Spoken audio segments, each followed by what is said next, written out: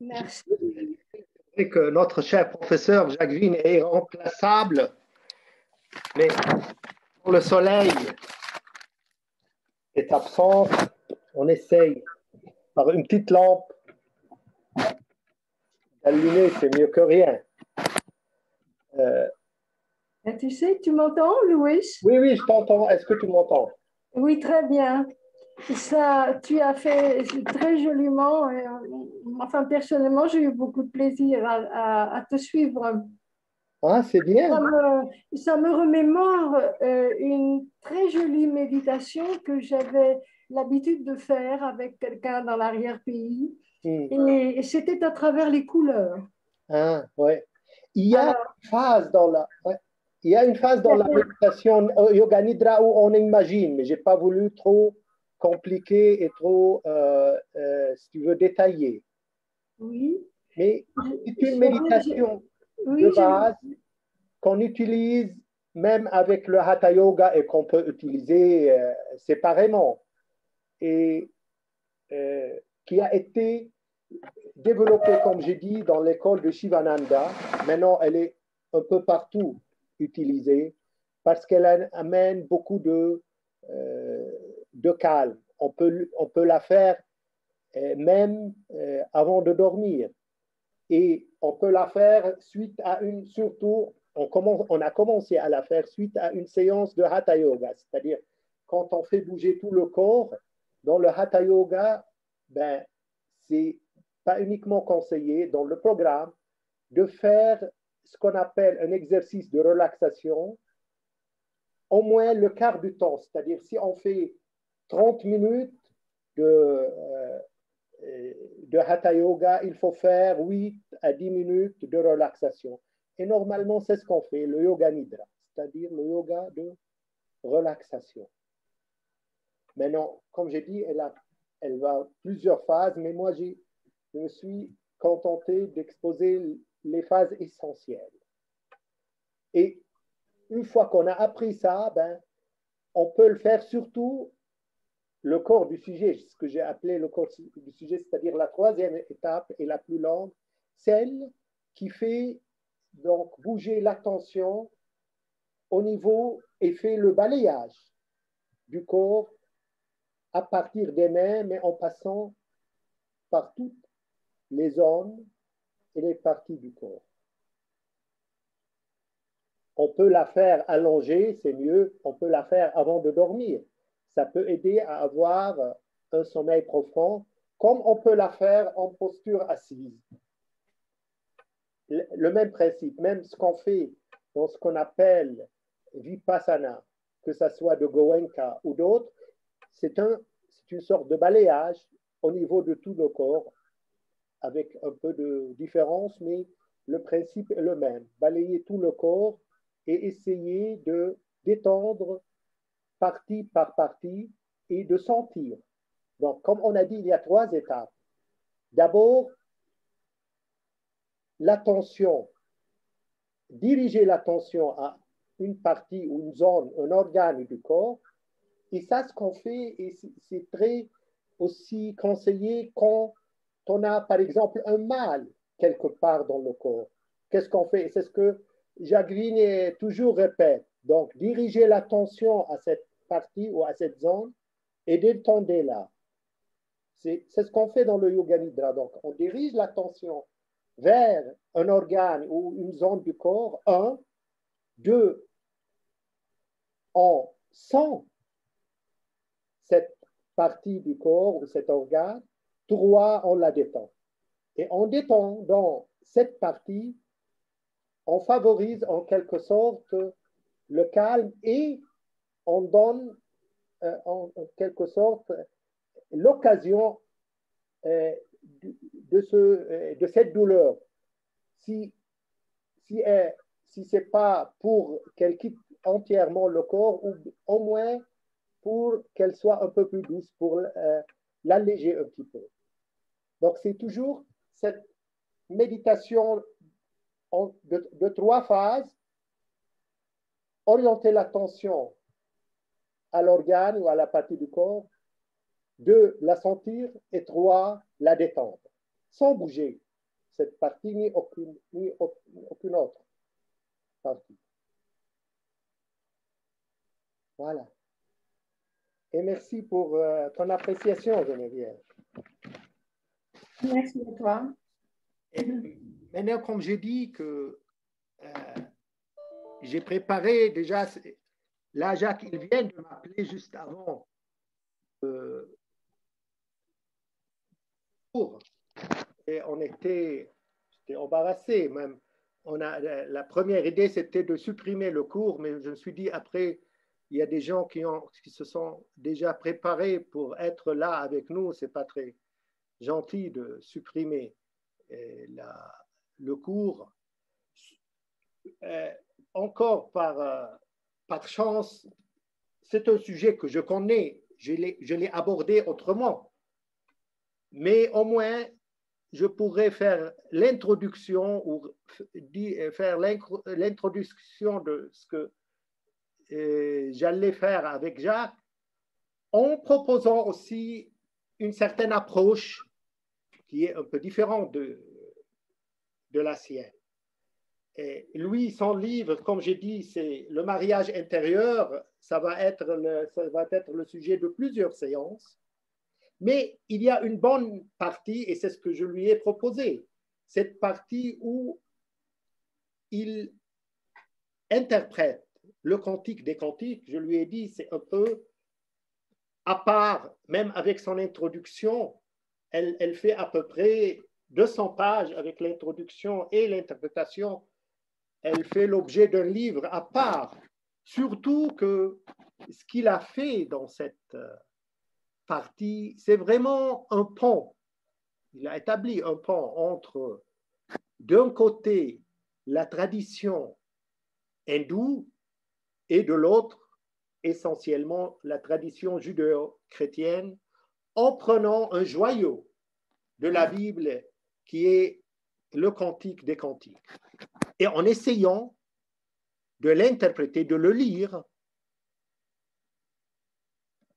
une lecture, de l'interpréter et de le lire, une lecture yogique.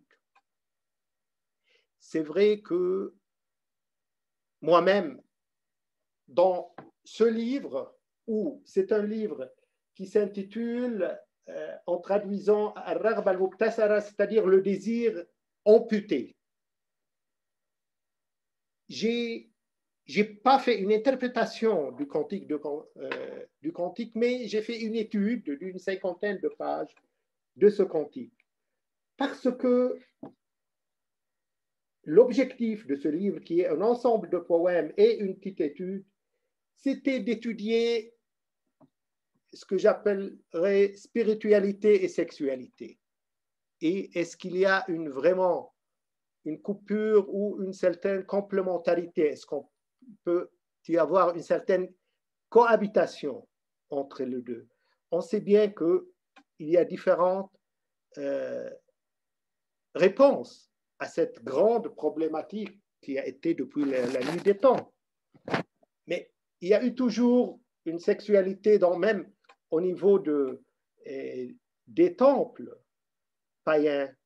Il y a eu toujours un certain aspect sacré de la sexualité. Et je vais un petit peu expliquer comment il s'agit, exposer très brièvement. D'abord,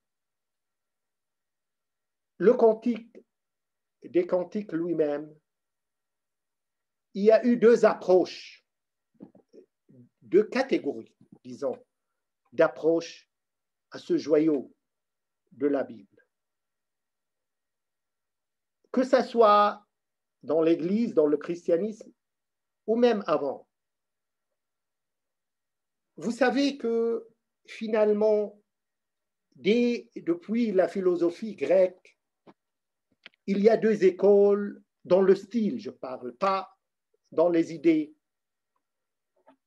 Et jusqu'à maintenant, que ça soit en Orient, c'est-à-dire la philosophie islamique, ou bien en Occident, la philosophie occidentale, même il y a un grand philosophe, Brehier, un historien de philosophes, qui dit que la philosophie occidentale naît en quelque sorte que des interprétations et des réinterprétations de la philosophie de Platon et d'Aristote.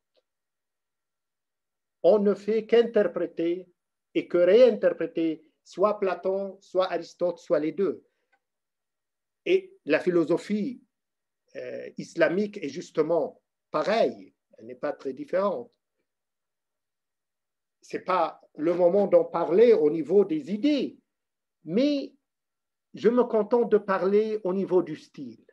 Et depuis Platon et Aristote, on a en philosophie, en texte sacré, en interprétation, deux écoles. Il y a le style symbolique. Platon avait toujours un style symbolique, allégorique. Il s'exprimait avec un style poétique, un style qui peut être interprété de différentes manières. Et c'est pour ça qu'on a une philosophie ou des philosophies platoniciennes, le néoplatonisme, etc., et qui sont en quelque sorte contradictoires.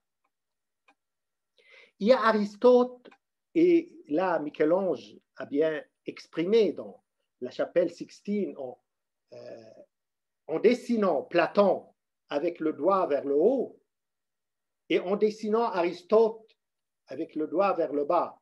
Donc, Platon, c'est le monde des idéaux, et Aristote, au contraire, qui dit, revenons un petit peu, ayons les pieds sur terre. Le style d'Aristote était à l'encontre du style de Platon, un style direct, qui ne peut pas, plutôt, ne pourrait pas avoir plusieurs interprétations. Donc, il exprimait ses idées d'une manière directe et claire pour qu'il n'y ait pas de confusion. Et depuis Aristote et Platon, on est dans,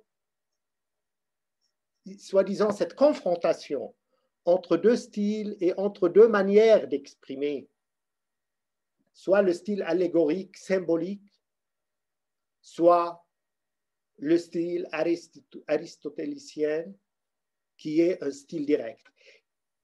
Comment, là, on est en train de parler de cantique, des cantiques, et justement, c'est pour ça que j'en parle, parce qu'il y a eu deux grandes écoles dans l'approche de ce cantique. Au niveau de l'Église, il y a eu les deux grandes philosophies, les deux grandes théologies. La théologie platonicienne, plutôt, si on peut dire, avec saint Augustin, et la théologie thomiste ou aristotélicienne avec saint Thomas d'Aquin. L'approche de saint Thomas d'Aquin était une approche directe dans l'exagèse, dans l'interprétation du texte sacré, alors que l'approche de saint Augustin, avant saint Augustin, il y a eu Origène, qui interprétait la Bible et l'Évangile dans un style très symbolique. Il prenait les symboles des choses. Et justement, le cantique des cantiques, il y a ce poème. À l'origine, c'est quoi le cantique des cantiques? C'est un poème d'amour, tout simplement, très semblable à ce qu'on trouvait, par exemple, dans l'Égypte pharaonique ou bien à la Mésopotamie. Et les ceux qui ont interprété la Bible actuellement, la plupart sont d'accord que c'est un hymne d'amour même charnel, on va dire, qui a été pris et mis dans le, soit copié, soit modifié, mais pris du voisinage des pays de la Palestine ou bien des pays bibliques, du voisinage, et introduit et mis déjà dans la Bible. Et c'est pour ça, et là, Jacques en parle dans son livre, il y a eu, même avant l'ère chrétienne, beaucoup de disputes sur ce Cantique des Cantiques, il y a des gens qui ont voulu en quelque sorte l'exclure du texte canonique, et c'est Rabbi Akiba qui finalement a insisté. Il y a eu même une sorte de synode pour fixer ce cantique dans le texte canonique. Comment? Donc, et pourquoi j'ai fait toute cette introduction du style platonicien et du style aristotélicien? Si on va prendre le Cantique des Cantiques à la lettre, comme j'ai dit, c'est un hymne d'amour entre une femme et un homme. Même c'est un amour, et comme le dit justement Dr Jacques Vigne, extra-conjugal, c'est pas sa femme. Est-ce que c'est sa copine? Donc, et quel intérêt?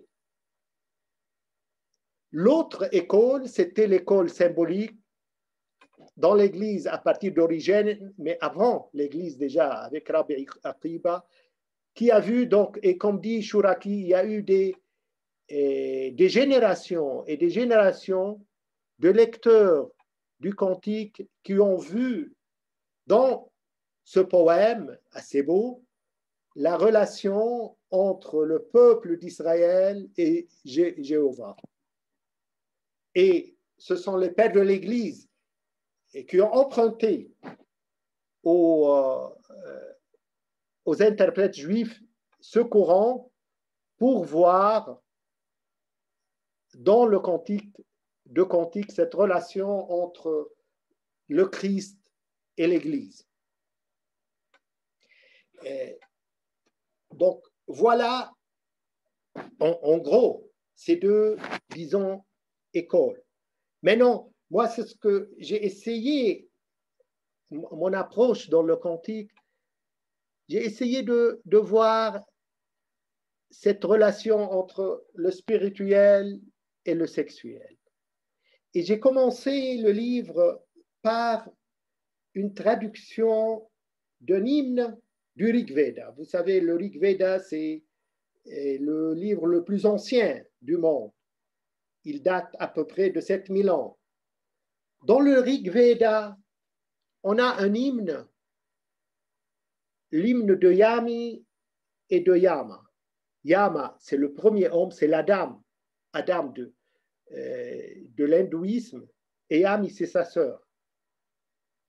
Yami qui invite Yama à une relation pour avoir un enfant, donc un frère et sœur. Et là, c'est ce que j'appelle, donc ce que je pose la question, ce qu'on peut dire l'inceste de l'origine.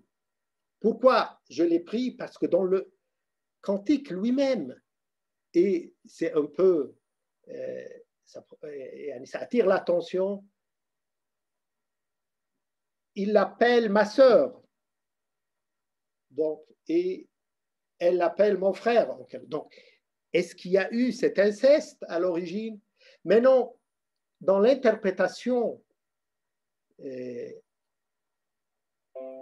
exagèse biblique, on parle souvent de l'inceste de l'origine, parce que si à l'origine il n'y a eu qu'Adam et Ève, comment il y a eu cette multiplication? Donc il y a eu des relations entre les enfants d'Adam et Ève, donc il y a eu, on est issu d'un certain inceste d'origine, c'est l'inceste d'origine. Et c'est le Rig Veda qui montre en quelque sorte l'autre face. Yami qui invite son frère Yama, c'est-à-dire, comme je dis, c'est l'Adam, Adam dans le monde du monde hindouiste, a une relation, et lui qui refuse cette relation. Donc, il y a un refus catégorique de ce qui est ce qu'on appelle l'inceste d'origine. Et là, bien sûr, c'est un long sujet. Je compare entre ce qu'on appelle la genèse de l'origine, la monogénèse, qu'est-ce qui s'est passé à l'origine? Est-ce qu'il y a eu un inceste? Et pourquoi?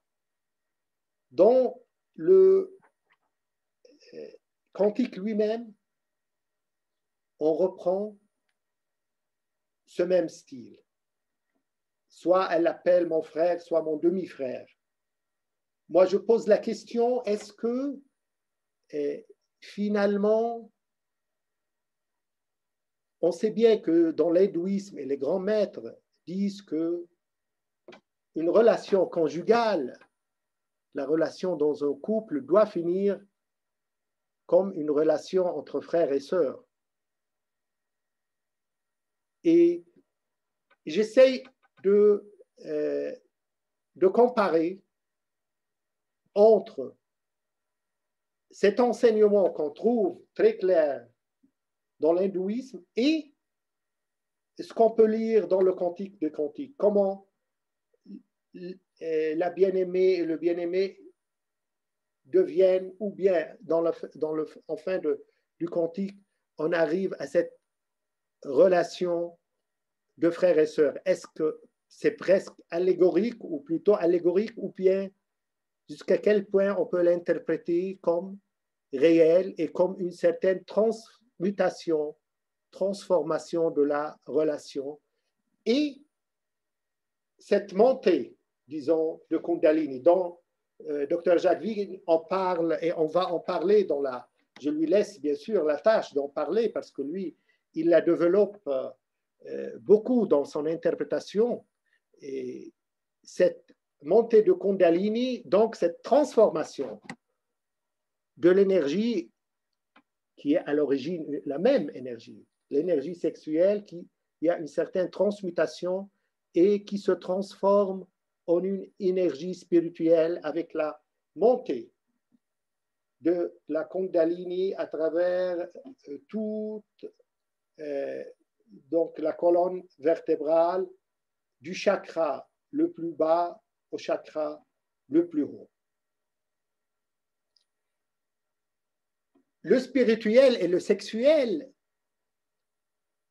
donc se posent dans le cantique de cantique avec ce mouvement, à mon avis, du début, cette relation charnelle, cette passion assez grande et importante entre les deux amants, et même avec toutes ces descriptions du corps féminin, c'est l'amant qui décrit celle qui aime, et c'est l'amante qui décrit son amant. Donc, il y a cet aspect charnel, mais avec une certaine transmutation et transformation vers cette relation fraternelle. Et Dr. Jacqueline a une autre approche, ou un peu une autre interprétation de ce côté du cantique. Et moi, ce que je finis le livre avec une autre traduction de notre hymne, et cet autre hymne, je l'ai pris des textes du Tantra, Taqs al-Wisal, c'est-à-dire le rite de l'amour, pris des textes du Tantra, donc pour continuer à élucider en quelque sorte cette relation de transformation de ce qui est sexuel en spirituel. Est-ce qu'il y a uniquement une simple transformation, ou bien, et là je pose la question, la sexualité elle-même comme prétend ou comme enseigne le tantra, ce qu'on appelle tantra de la main gauche, qui est en quelque sorte une expérience et un exercice spirituel. Bien sûr, je traduis le texte et j'essaie de poser des questions, parce que c'est une grande problématique. Où est-ce que je peux résoudre un tel problème qui a toujours été posé et continue à l'être actuellement? Est-ce qu'il y a une contradiction entre sexualité et spiritualité, ou bien une continuation?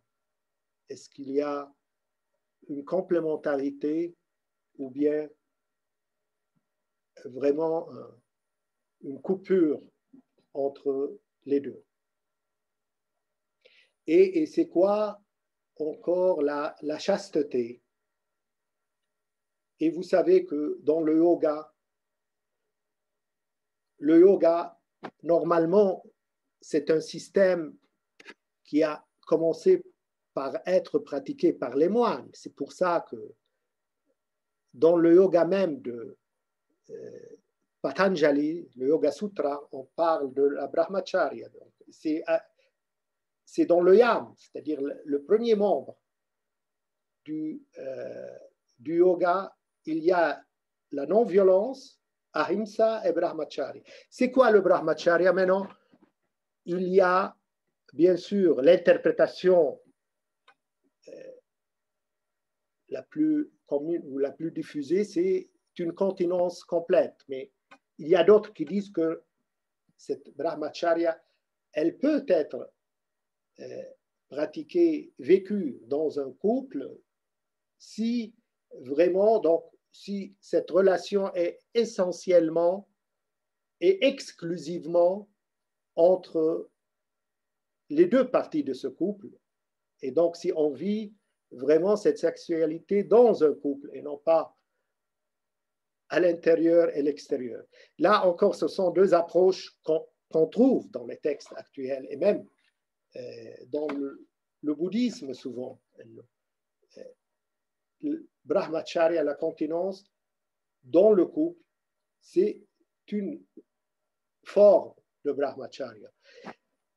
Voilà, en gros, on pourra dire beaucoup de choses au niveau de ce cantique, mais moi je ne fais qu'introduire actuellement, je ne veux pas anticiper ce qui va être dit par Dr Jacques Wien. Je vais lui poser dans le prochain interview plusieurs questions là-dessus.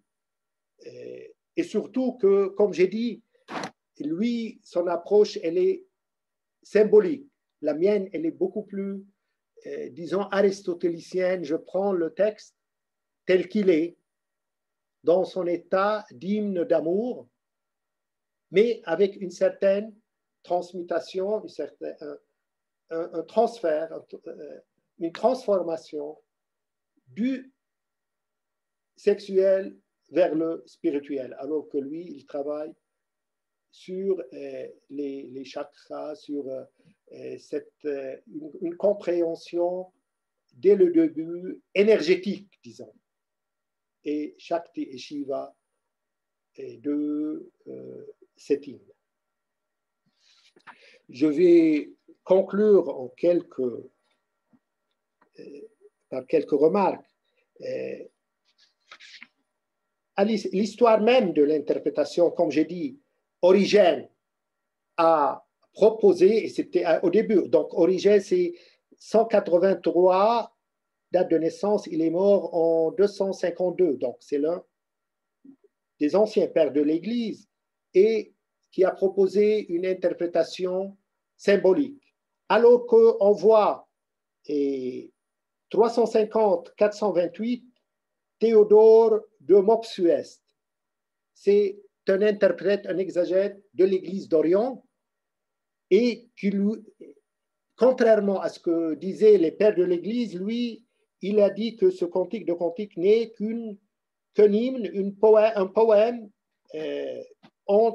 qui justifie en quelque sorte le mariage du roi Salomon avec la fille de Pharaon. Cette interprétation, qui ne semble pas trop loin de l'histoire, a été complètement rejetée par l'Église et surtout par le synode de Constantinople en 553. Et ça a resté un point de vue assez isolé. Pour arriver à Ernest Renan. Moi, je l'aime beaucoup. Ernest Renan a fait une traduction de l'hébreu du Cantique des Cantiques, qu'on trouve, elle est toujours éditée et rééditée. Et lui, il le considère, tout couramment et simplement, donc, comme un hymne d'amour, ni plus ni moins. Donc, en quelque sorte, il le sépare de toutes ces interprétations allégoriques. Mais j'ai travaillé dans un autre livre sur l'interprétation de Sainte Thérèse d'Avila. Il y a toute une histoire. Et je me contente de signaler cette histoire parce que elle, quand elle a commencé à interpréter le Cantique des Cantiques, son confesseur lui a complètement interdit ça. Il lui a dit, c'est indigne à une femme d'interpréter le Cantique de Cantiques. Jette, et même il a ordonné de brûler cette interprétation qu'elle a faite. Et heureusement, ce texte a été sauvé par une religieuse du monastère de Sainte-Thérèse qui avait copié à l'origine, parce que Sainte-Thérèse a obéi à son confesseur, elle a brûlé son interprétation, mais c'est cette religieuse qui a sauvé le texte qui nous est arrivé et en copiant, en ayant une copie de cette interprétation. Et là, c'est un sujet à part, cette interprétation. Je vais en parler un jour dans le cours de mercredi, parce que j'ai fait un travail, tout un livre sur Sainte Thérèse d'Avila et ce que j'ai appelé une lecture yogique de la biographie et aussi des œuvres de Sainte Thérèse d'Avila. Et jusqu'à maintenant, les deux courants tiennent debout. Il y a le courant de l'approche directe de l'hymne et il y a le courant de l'interprétation allégorique et symbolique. Dans celle de notre cher docteur Jacqueline, elle a ses qualités et ses atouts, surtout qu'elle établit ce pont. Et comme j'ai dit, je ne veux pas en parler, je lui laisse bien sûr la tâche de présenter sa propre approche et sa propre interprétation de ce cantique. Voilà, donc, avant de terminer le cantique des cantiques dans le soufisme chrétien ou bien dans la mystique chrétienne, à part Sainte Thérèse d'Avila, il y a son contemporain qui est Saint Jean de la Croix. Saint Jean de la Croix, à partir du cantique de cantiques, il a écrit son propre cantique, ce qu'il appelle donc le cantique spirituel. Et donc cette approche, là je vois beaucoup de, disons, de ressemblance, de parallélisme, parce que lui aussi, il a pris l'esprit, en quelque sorte, du cantique, ou l'idée générale, et il l'a interprété énergétiquement comme une énergie spirituelle. Là, ça fait comme si ce qu'a fait Jacqueline, c'est un peu, ça ressemble un peu déjà à ce que Saint Jean de la Croix a fait. Saint Jean de la Croix, c'est 1542-1591, il est décédé.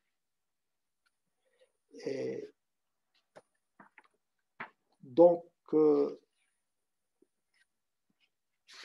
je finis par un petit peu m'arrêter sur un des versets, un des plus célèbres versets de Cantique, là où la bien-aimée dit « Je dors et mon cœur veille ».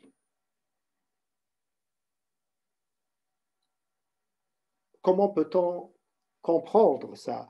Et dans cette étude que j'ai faite, j'essaie d'interpréter, même au niveau monothéiste, ce verset. Parce qu'il y a déjà un hadith du prophète Mohammed qui dit « Ô Aïcha, mes yeux dorment, mais mon cœur veille toujours. » Je pose la question, est-ce que c'est ça la prophétie, en quelque sorte, avoir toujours le cœur donc qui ne dort pas, ou le cœur qui est en éveil? On sait bien que là, si on prend par exemple la biographie de Mahananda Mayi et les grands maîtres, que leur sommeil est différent du nôtre. Mahananda Mayi, par exemple, là dans mon livre, l'Évangile de je cite plusieurs anecdotes là-dessus. Donc, ce disciple qui n'arrivait pas à croire que Mahananda Mayi dormait d'une manière tout à fait autre que les gens. Et il a essayé de la surprendre plusieurs fois la nuit et il l'a trouvée toujours éveillée. Donc, elle était au lit, mais chaque fois qu'il entrait, il faisait exprès d'entrer parce qu'il n'arrivait pas à croire qu'elle est éveillée. Et chaque fois qu'il entrait, il la trouvait éveillée, comme si elle était en train de lui dire que voilà, c'est vrai que je dors, mais je dors autrement. Est-ce que c'est un repos uniquement de corps alors que l'esprit veille toujours? C'est un verset qui pose cette problématique. Est-ce qu'il y a des sommeils différents à des différents niveaux de conscience? Si on est à un niveau élevé, on ne perd pas la conscience, on perd pas, c'est-à-dire on est toujours conscient. Ce n'est pas un état d'ignorance totale comme on l'expérimente, comme on le vit à notre état de conscience limité, non libéré. Là, c'est un sujet, bien sûr que ce verset lui-même essaye ou propose une certaine interprétation, une certaine explication autre. Et moi, je compare entre le sommeil de la Sulamite, c'est-à-dire l'héroïne du Cantique de Cantique, et le sommeil de Mahananda Mayi. Et est-ce que c'est exactement, c'est ce qu'expérimentent donc les prophètes? C'est quoi la prophétie? C'est cet état de conscience, d'éveil dans le sommeil même. Est-ce que c'est ça? La conscience qu'on appelle conscience cosmique, c'est l'état donc conscient qui ne s'absente pas, qui ne quitte pas le sage même durant son sommeil.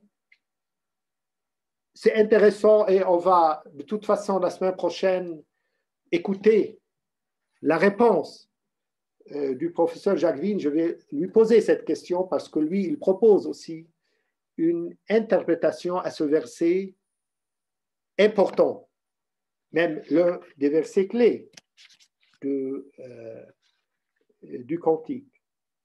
Il y a un autre verset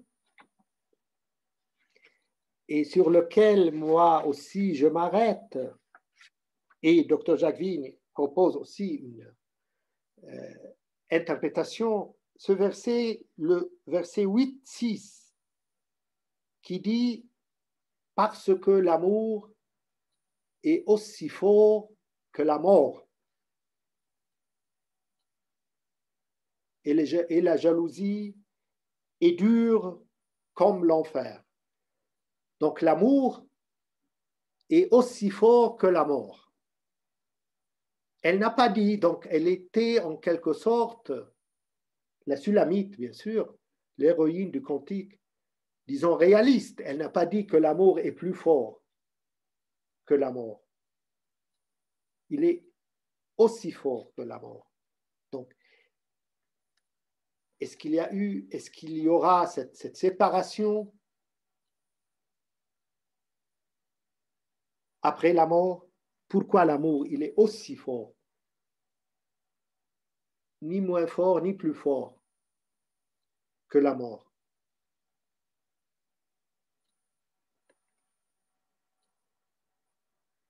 Donc, il y a eu plusieurs interprétations, bien sûr, dans l'histoire. Là, par exemple, Saint Ambroise qui dit « Comme la mort met une fin à tous les péchés,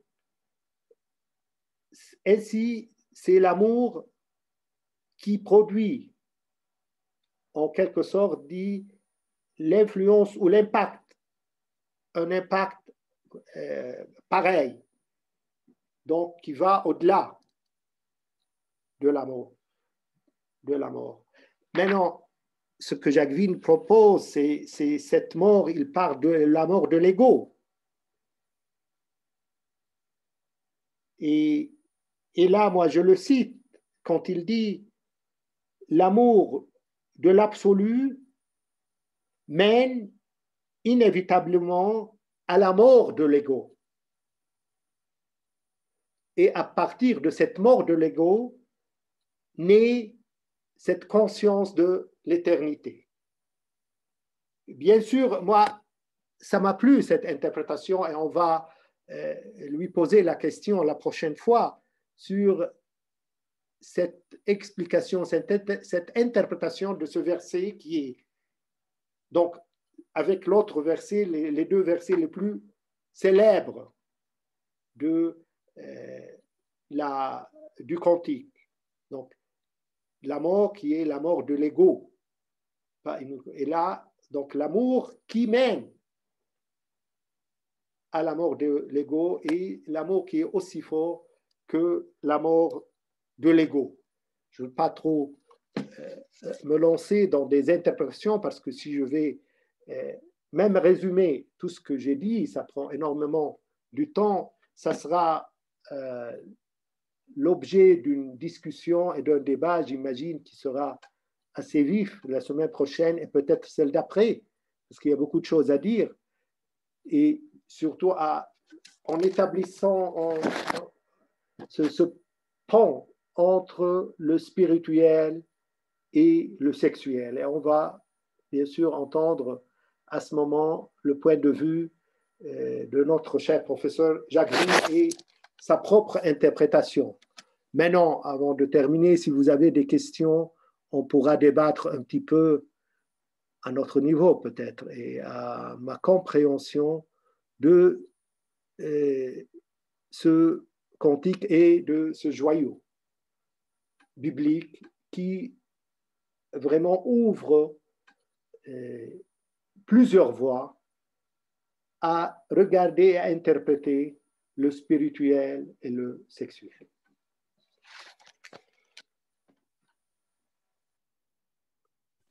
Bonsoir. Oui. Bonsoir à tous. Et oui, en fait, dans tout ce que tu dis, c'est super intéressant, mais par rapport à la spiritualité et la sexualité, il y a Arnaud Desjardins qui en parle beaucoup dans quelques livres. Hein. Je ne sais pas si... Ouais. Surtout voilà. qu'il a eu une expérience assez riche, lui, dans sa vie. Aussi, en plus, voilà. Aussi, oui. Mais dans les deux cas, lui, il expliquait que plus cette énergie est forte, en fait, pour la sexualité, plus elle est aussi forte pour la spiritualité, pour la méditation. Et il parle de transmutation, bien sûr. Et comme tu dis, après, dans sa vie privée, effectivement, il a eu beaucoup de femmes aussi, donc oui.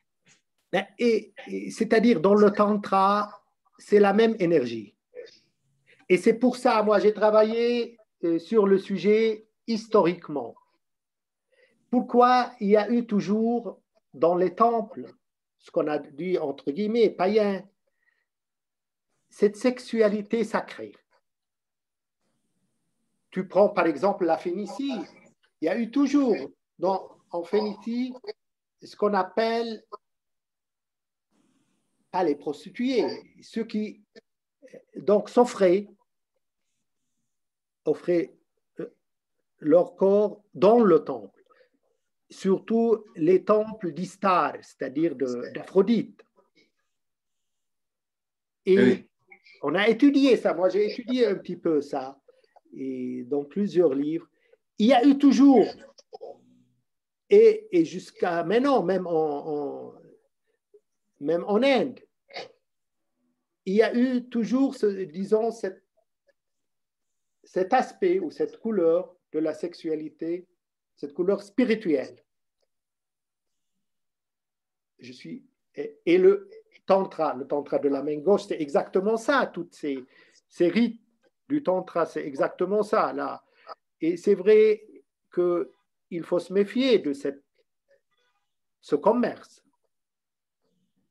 et de la sexualité qui a été, oui, avec Osho et autres, très bien exploité. C'est ça. Après, il y a aussi le maître d'Arnaud Desjardins, Swami Prajnampad. Oui. Il avait établi 5 ou 6 points à respecter en couple, en fait, finalement, pour l'homme et la femme aussi. Et il disait, si on respecte ces 6 points, si les deux respectent ces 5 ou 6 points, en gros, on arrive à une sexualité parfaite et il n'y aura aucun problème que l'un trompe l'autre. Voilà. J'ai lu Prajnampad et autrefois, le docteur Javin en a parlé en citant Arnaud Desjardins que voilà, Prajnampad avait ses propres maîtresses. Mais ça m'a surpris parce que je ne pensais pas du tout, parce qu'Arnaud Desjardins, au moins dans un de ses livres, il explique qu'il était avec une belle femme quand il était plus jeune et tout, mais je n'avais pas compris. Enfin, ça m'étonnait quand même. Ouais, ça m'a un peu surpris. Justement, moi aussi, ça m'a étonné parce que je n'ai pas lu ça. Alors qu'apparemment, c'est vrai. Donc, écoute, Arnaud Desjardins, encore sa vie, ça pose des questions. France, oui. Sa passion, on en a parlé autrefois dans même cette même série de leçons. Oui. Je l'ai connu personnellement. Ah, je ne savais pas que tu avais. Et je l'ai côtoyé à l'ashram de Chandraswami, c'était en 2002, j'imagine. Il est venu passer tout un mois avec sa femme, la deuxième femme, et il était très bien vénéré par Chandraswami. Moi-même, je l'ai bien aimé. Je ne savais pas toutes ces histoires, qu'importe. Mais et c'était lui, il est décédé, je crois, en 2008-2009. Donc, et il y avait beaucoup de disciples. Par exemple, la secrétaire, la première secrétaire et assistante de Chandraswami, c'était à l'origine, elle s'appelle Vishali. Elle était disciple d'Arnaud Desjardins. Et Chandraswami lui-même avait beaucoup de respect pour lui. Moi, tout ce que je peux dire, et c'est ce que j'ai posé la question à Jacqueline autrefois en parlant de son livre Méditation et psychologie, j'ai lu le livre de Arnaud Desjardins, Approche de la méditation. Et j'ai trouvé que c'était un excellent livre. Donc, maintenant, entre ce qu'il enseigne et peut-être ce qu'il vit, mais là, encore ce qu'a dit Jacqueline peut expliquer. Non, finalement, il y a eu une évolution et Arnaud Desjardins, dans les dernières années de sa vie, ce n'était pas pareil avec les premières années, avec son histoire d'amour de Dalida et comment on fait toute une salade, quoi. Donc, probablement, il y a eu une certaine évolution nette et claire. N'empêche, je reviens à dire qu'il faut prendre ça avec beaucoup de précaution, parce que c'est un critère. Là, je me rappelle très bien, et ça se trouve sur le net. Moi, j'ai fait une interview avec Swami Vijayananda, notre maître, c'était en 2002, et qui est disponible. Oui. Sur YouTube. Et je lui ai posé la question en disant que voilà, Swamiji, il y a des perles et des centaines de maîtres. Quels sont les critères? pour pouvoir distinguer entre un vrai maître et un faux maître. Et sa réponse, elle était claire et directe. Il m'a dit, il y a deux critères, argent et sexualité. Donc, argent et sexualité. Donc, si vous trouvez autour du maître, des questions d'argent, donc si il y a des maîtres qui ont fait des fortunes à partir de l'enseignement de méditation et de yoga. Arnaud, déjà, je ne sais pas s'il disait qu'il était maître lui-même. Après, il a toujours assumé qu'il a fait de l'argent avec ses films ou qu'il a eu plusieurs femmes. C'était quelque... Oui. Et deux, donc, comme on dit, sexualité. Donc, s'il y a autour du maître des histoires sexuelles, c'est qu'il n'est pas un vrai. Et je me rappelle, je lui ai posé la question, et Osho, qu'est-ce que vous en pensez? Et oui, Osho, il était connu. Il m'a dit, et encore c'était très beau ce qu'il a dit, il m'a dit, Osho, il parle bien, il écrit bien, il se comporte mal. Regarde quelle réponse. Il parle bien, il écrit bien, il se comporte mal. Et si tu vois les histoires d'Osho avec sa copine qui s'est suicidée déjà un an, je crois, avant son décès. Et lui, jusqu'à maintenant, on ne sait pas comment il est décédé, pour quelle était sa maladie. Il y en a qui disent c'est le sida, il y en a qui disent non, autre chose. Bref, toute une histoire. Donc, vraiment, on peut se poser facilement la question. Arnaud Desjardins, ce n'était pas exactement pareil, non. Moi, je trouve que l'impression que je garde après avoir côtoyé Arnaud Desjardins tout un mois, c'est un respect. Moi, je l'ai beaucoup aimé et beaucoup respecté quand je l'ai côtoyé. Et même il y a eu à l'origine, j'étais très jeune, mais je discutais souvent avec lui.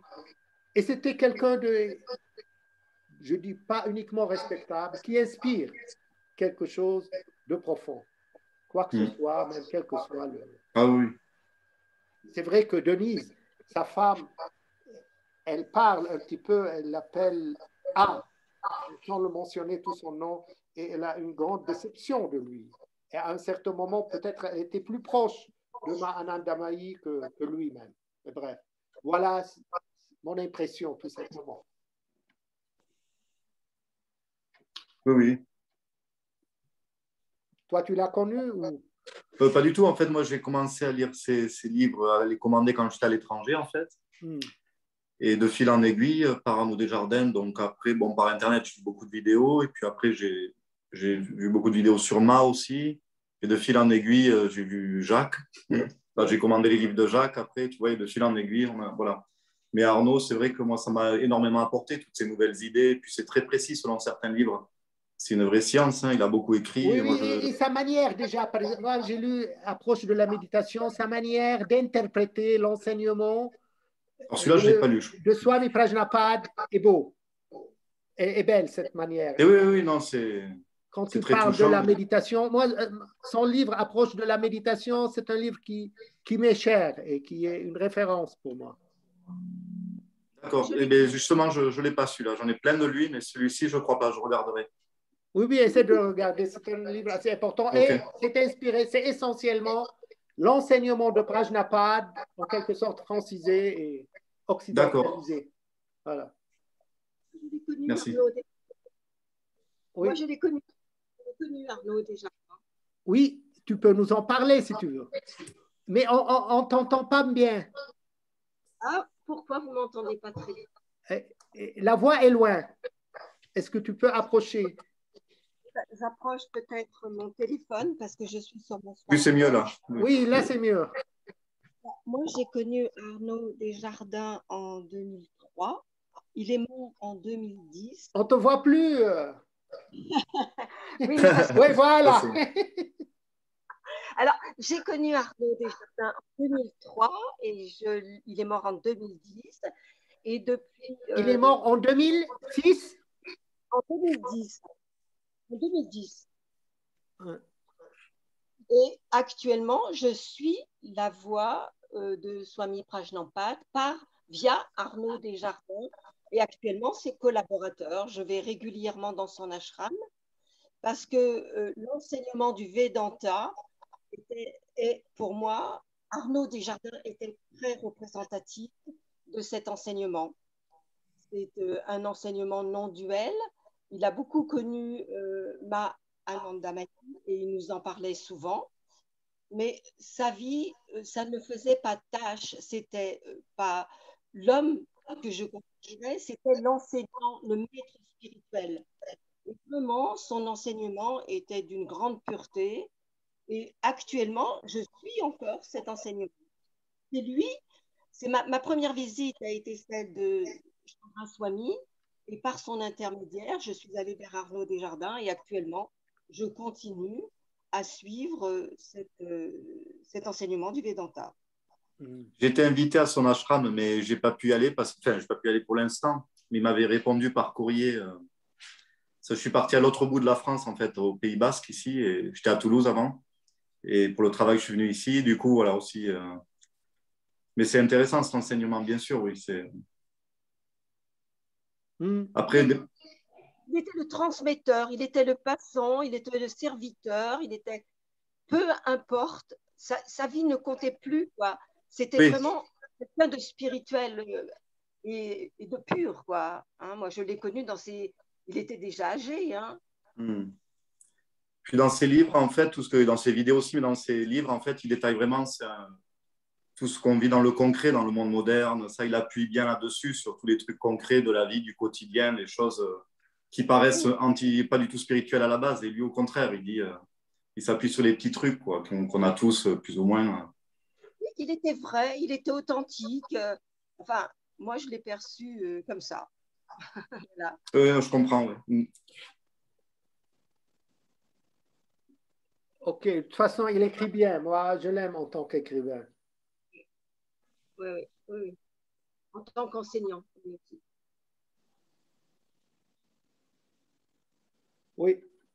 Geneviève, on ne t'a pas entendu jusqu'à maintenant. Tu n'as rien à dire? J'aime beaucoup écouter aussi. Ouais. Et on aime t'écouter. Et toi, Louise, comment tu as connu Swami Vijayananda, du coup?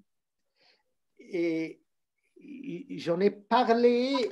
Oui, c'était en 1998.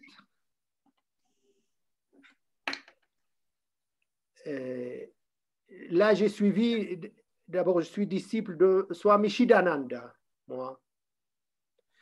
Et je suivais un cours à Noël avec Shidananda. Et j'avais des amis qui m'ont parlé, et je connaissais Ma depuis longtemps, Ma Anandamayi, d'après ses photos, essentiellement.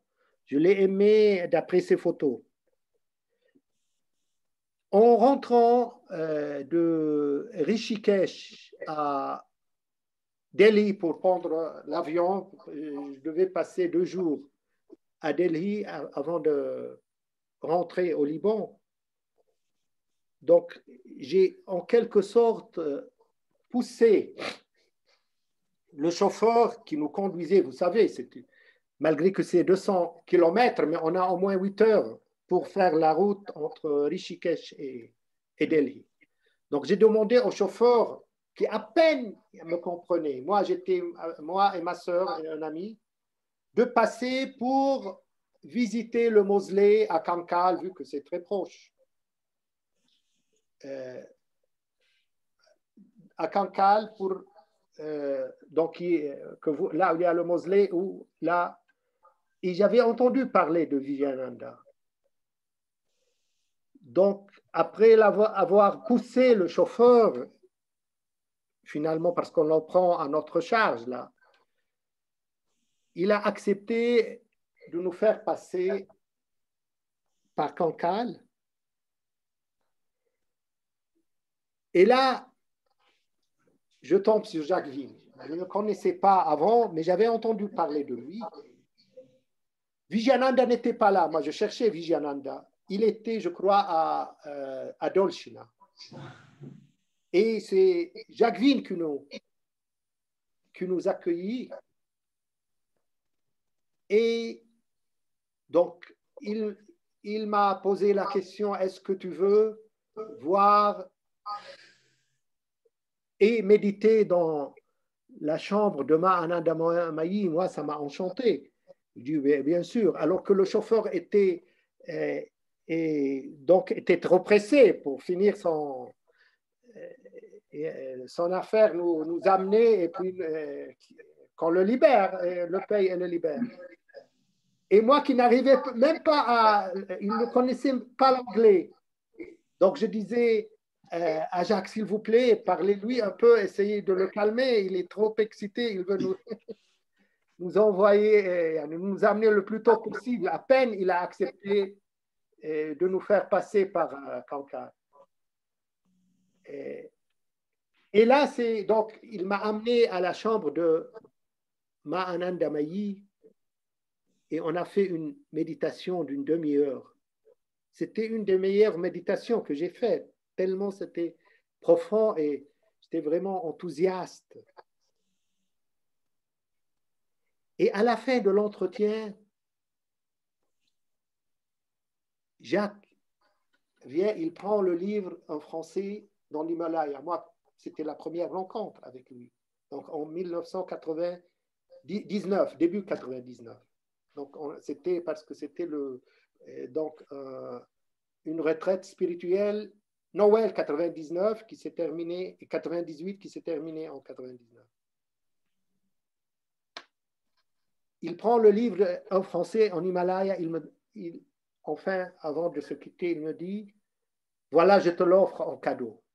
Moi, je vivais toujours en France et vous savez, il y a un proverbe français qu'on dit, les Français ne font jamais de cadeaux. Et je n'ai jamais reçu de cadeau d'un Français. Qu'est-ce que je me suis dit? Qu'est-ce que c'est? Une personne que j'ai jamais connue et il m'offre un livre. C'était tellement impressionnant. Et même je lui ai dit après, tu m'as piégé par ce petit cadeau que tu m'as offert. Et c'était le livre sur Vijayananda. C'est à partir de là.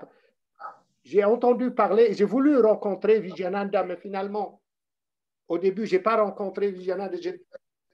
J'ai rencontré Jacques Vine qui m'a parlé de Vijayananda et qui m'a offert un livre sur lui. Et c'était le début de cette connaissance parce que depuis, je suis allé plusieurs fois en 2000, 2001, 2002, 2003, toujours en voyageant en Inde, je gardais, à partir de cette visite qui était tellement impressionnante et tellement profonde, donc je passais entre 1 semaine et 2 semaines à Kanka, là où je rencontrais toujours chaque soir Swami Vijayananda et discutais avec lui dans c'était les satsangs qu'il faisait juste après l'arati, c'est-à-dire la cérémonie du soir.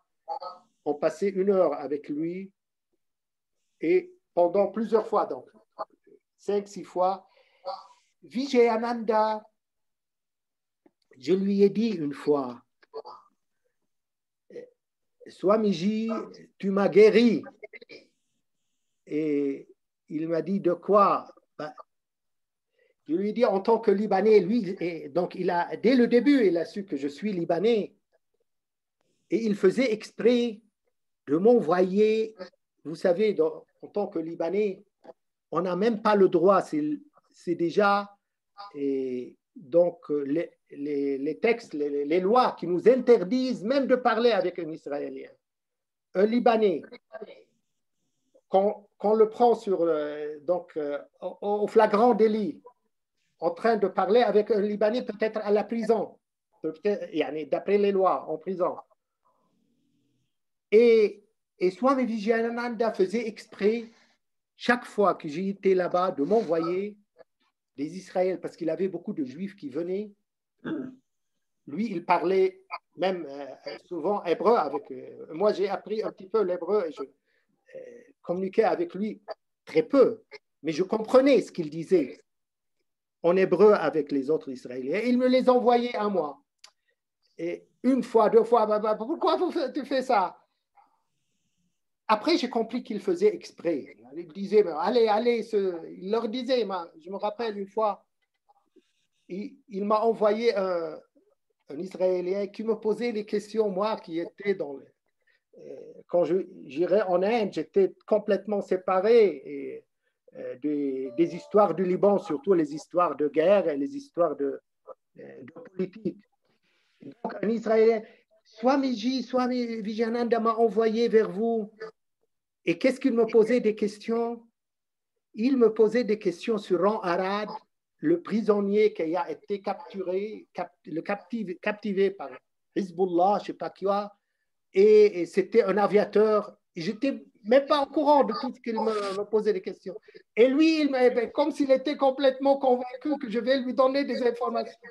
Il me posait des questions. Est-ce que vous savez quelque chose sur cet aviateur? Moi, j'ai sur le champ d'éclater de rire. Qu'est-ce que vous demandez? À qui vous demandez de même aller poser cette question au président de la République libanaise? Il ne saura pas, même s'il veut vous répondre, il ne saura pas vous répondre. Qu'est-ce que vous cherchez?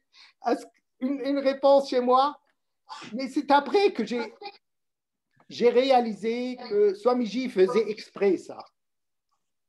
Et c'est pour ça que je lui ai dit, Swamiji, vous m'avez guéri de cette, en quelque sorte, rancune qu'on a et qu'on la transmet en d'une manière ou chromosomiquement, parce que ce sont deux pays, comme à l'époque la France et l'Allemagne, ce sont deux pays ennemis, en conflit continuel. Donc, il voulait apaiser mon cœur. Il aimait les Libanais, mais à condition de les guérir, en quelque sorte, de cette rancune, disons, de ce regard assez nocif vis-à-vis des Israéliens. Déjà, rien que lui, en tant que juif, et moi, en tant que Libanais, cette relation maître-disciple, c'était très enrichissante et même qui a, en quelque sorte, renversé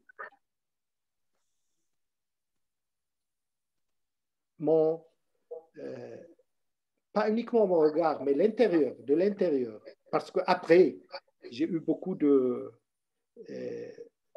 connaissances et des amis. C'est vrai que je ne peux pas me hasarder et m'aventurer à avoir des relations avec des Israéliens, vu que c'est interdit par la loi. Donc, je ne veux pas contredire, je risque des sanctions assez sévères. Mais au moins, intérieurement, il m'a guéri. Maintenant, c'est toute une histoire. J'ai parlé autrefois de l'histoire du lotus rouge, le sien et le mien. Et vous pouvez la trouver pour ne pas répéter la même chose. Elle est actuellement sur Internet, parce que j'en ai parlé dans une petite conférence et elle est disponible avec son titre. Donc, je parle un petit peu, je développe là, je n'ai pas parlé de ça là, dans d'autres leçons, vu que je n'ai pas eu le temps peut-être. Surtout que, comme j'ai dit, je respecte toujours les lois libanaises, mais au moins intérieurement, il y a eu ce changement. Et c'est ça l'important. Et c'est essentiellement grâce à lui. Voilà. J'espère avoir répondu à ta question. Oui, oui. Et ce sont de merveilleux souvenirs, hein, de Cancale, de Vijayananda, ouais. de Maï. Ce sont de merveilleux souvenirs. Ouais, ouais. C'est impressionnant. Et tu sais, Vijayananda, avec cette simplicité, comment il venait chaque soir, tout simple, il s'asseyait et il s'assoit dans un petit coin, il attend. S'il y a des gens qui viennent, ben, il est là, il est disponible à répondre. Souvent, il n'y avait que moi et lui, donc c'était une rencontre assez brève, pendant des minutes. Et c'est pour ça, donc, j'étais obligé tout le temps à poser des questions, à trouver des questions pour pouvoir profiter du temps avec lui. Sinon, il partait. Et maintenant, si je me rappelle cette sérénité, ce calme qu'il avait, ce cœur, je me rappelle une fois quand on a parlé justement et de la sexualité, de la spiritualité avec lui. J'étais moi et lui, tout simplement. Il n'y avait pas d'autres personnes. Et il m'a dit, c'est grâce à Ma qui m'a ouvert les nadis et qui m'a libéré, en quelque sorte, de cet instinct sexuel. Et il m'a parlé encore quand il a été soupçonné. Il y avait je ne me rappelle plus de l'histoire, mais en gros, quand il a été soupçonné de... Vous savez, dans des ashrams, il y a beaucoup de rumeurs, même lui qui était... que Ma lui a chargé souvent de recevoir les Occidentaux. Donc, une fois qu'il a été soupçonné et comment il est resté tout à fait calme et que finalement, ça s'est avéré que c'est des pures rumeurs qui n'ont aucun fondement. Bref, c'est quelqu'un qui m'a formé, bien sûr. Vijayananda,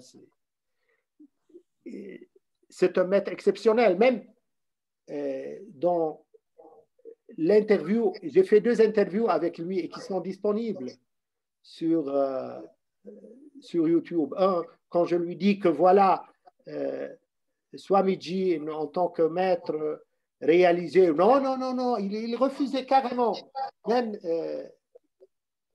cet attribut. Et ça, cette modestie qu'il avait, alors qu'on sait qu'il avait quelque chose. Et moi, je me rappelle une fois, j'ai dit une chose qu'il a fait presque pleurer. Enfin, il a eu les larmes aux yeux. Et parce que lui, j'ai dit, Swamiji, toi, tu dis que Ma a laissé dans chacune de ses photos une empreinte d'elle-même. Et moi, je vous dis aussi qu'elle a laissé une empreinte en vous d'elle-même. Et ça l'a énormément ému. Et j'ai dit que chaque fois, on te rencontre, chaque fois qu'on te voit, on sent la présence de Ma. Ça l'a complètement hacké, pas plus qu'enchanté. Ça l'a fait remuer. Et c'était vraiment ma propre expérience. Chaque fois que je rencontrais Vijayananda, je sentais la présence. C'était comme si c'était un canal qui nous amenait à Ma. Parce que moi, je n'ai pas connu Ma Anandamayi que par les photos et les textes. On l'a connu essentiellement par lui et à travers lui. J'avais vu des reportages justement sur Internet de Vijayananda et ça m'avait énormément touché en fait. C'était, je ne sais plus le nom du reportage, mais je crois que l'interview que tu as fait aussi, je l'avais vu. C'était dans une pièce avec lui, c'est ça je crois que je l'ai vu ton interview déjà, mais je regarderai parce que c'est... Oui, j'ai fait 2 interviews. Un qui s'intitule Vijayananda et Ma, c'était essentiellement sur Ma, et un autre sur donc sur les maîtres qu'il a rencontrés.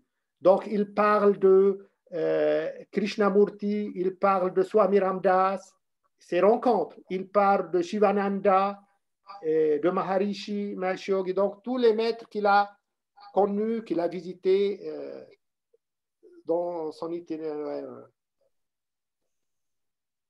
Et enfin, c'est toujours exceptionnel ce qu'il dit. Là, j'ai traduit et je suis en train de... Peut-être un jour je sortirai parce qu'il y a... J'ai fait un livre sur Mage que j'ai appelé L'Évangile de la Mère Divine. Et je suis en train de préparer un autre livre sur l'école de Ma, là où normalement je vais traduire des textes de Vijayananda et de d'Atmananda, surtout ceux qui ont l'école, ceux qui entouraient Ma Anandamayi. Et tes livres, ils sortent en anglais aussi ou en français ou pas? Pas encore, parce que tu sais, quand je suis rentré, je vais montrer là l'évangile de Ma, c'était l'un des derniers.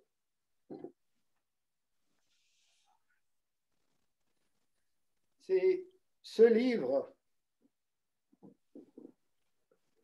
Et quand je suis rentré au Liban, moi j'étais en France jusqu'à 2001, donc j'ai passé à Paris une douzaine d'années.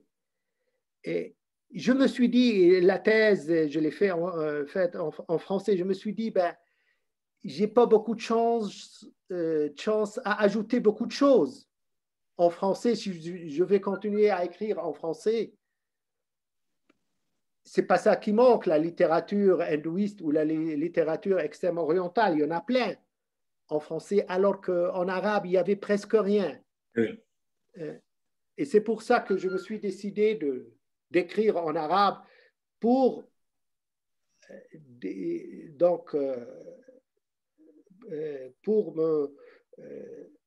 m'adresser au public arabophone dont les malentendus étaient énormes, que voilà, les religions de l'Extrême-Orient, c'était des religions polythéistes, c'était du shirk, c'était des kafirs. Et il y a beaucoup de choses à dire, et surtout qu'ils ne connaissent même pas les textes. J'ai traduit le Yoga Sutra, j'ai traduit beaucoup de textes, et il y avait mon professeur Robert Furi qui a traduit d'autres textes, la Gita et Bhagavad Gita et autres. C'était dans cette optique d'ouvrir un peu, disons, d'ouvrir les esprits arabophones et de leur montrer la culture extrême-orientale et surtout indienne sous une optique différente. Il y a beaucoup de choses à dire et à faire, mais au moins, on a commencé à faire quelque chose. Reste beaucoup de choses. Voilà.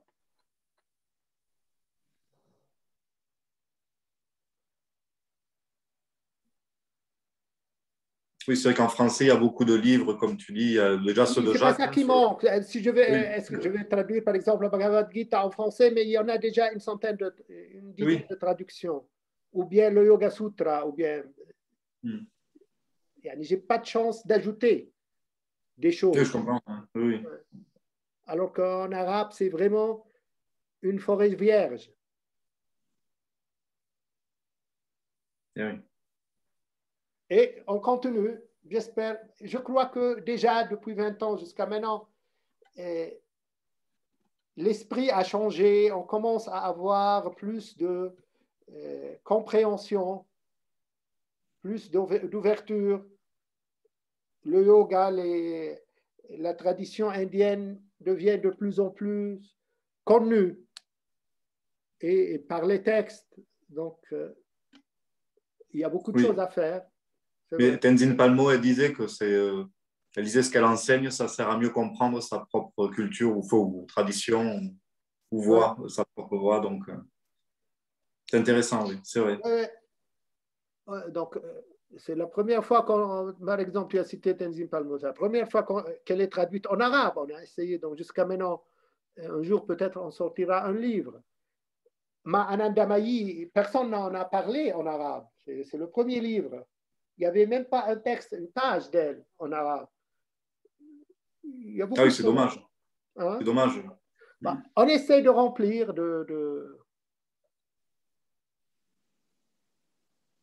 ce vide, on essaie de le remplir. Voilà. Ben, OK. Est-ce qu'il y a d'autres, soit questions, soit interventions, soit avant qu'on se quitte? Alors, Florence, Geneviève, vas-y. Non, mais je dis, il y a tellement de choses à dire qu'il faudrait des mois, des mois. C'est bien, c'est une opportunité maintenant qu'on échange un petit peu. Normalement, c'est pas mon tour. Moi, je suis un simple animateur de ces leçons. Mais peut-être cette absence du professeur Jacqueline peut nous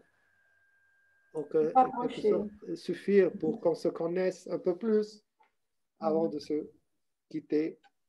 J'ai eu plaisir à t'entendre évoquer les souvenirs de Vijayananda et de Ma à Cancale, parce que c'est ce que j'ai raconté dans mon premier livre, dans le voyage intérieur, que Thibaut a montré qu'il avait un jour, je crois. Et c'était très amusant, mes premières approches avec Vijayananda. Nous avons ri, nous avons chanté. Ouais, ouais. Nous avons chanté des vieilles chansons du temps de ma grand-mère. Et le groupe avait les yeux effarés en se demandant ce qui arrivait. Ouais. C'était très drôle et très joli. De toute façon, tout ce qui est relatif à Vijayananda est impressionnant et profond, surtout par sa simplicité et son cœur assez grand et aussi grand. Voilà. Je viens d'aller sur sa tombe à Paris. Je suis allée sur la tombe de Oui. Vijayananda et j'ai porté une rose au nom de tout le groupe, de tous les participants, à tous les groupes de Jacques Vigne. Oui, j'aimerais bien le faire un jour moi aussi. Merci. C'est à Père-Lachaise, n'est-ce pas? Oui, oui, j'y suis allée. Une rose de mon jardin, tout simplement. Il était très fleuri. Sa tombe est très bien entretenue. C'était un moment, parce que je l'ai vu à Cancale 2 fois. Et tout est remonté, tous ces souvenirs, cet homme que j'aimais par-dessus tout. C'était vraiment quelqu'un d'exceptionnel, Vijayananda. Je l'ai beaucoup aimé. Je l'aime encore. Voilà. Alors, Florence, Oui. est-ce que tu as quelque chose à dire avant qu'on finisse cette rencontre? Tu es habituée à tes interventions. Pourquoi tu es silencieuse cette fois? Ben, j'écoute et j'apprends à mieux te connaître. Voilà, c'est tout à fait intéressant et c'est louable ce que tu fais pour le Liban et de traduire tous ces textes en arabe. C'est une mission, je pense, pour toi. Merci, c'est gentil. Oui. Voilà, ben, apparemment, on a fini cette rencontre. Ben, la prochaine fois, ça sera au docteur Jacques Vigne de nous expliquer son interprétation du cantique. Après-demain, on aura aussi une leçon. Vous êtes invité, c'est franco-arabe. Il y aura le docteur Mohamed Salhab qui va nous parler de physique moderne et métaphysique.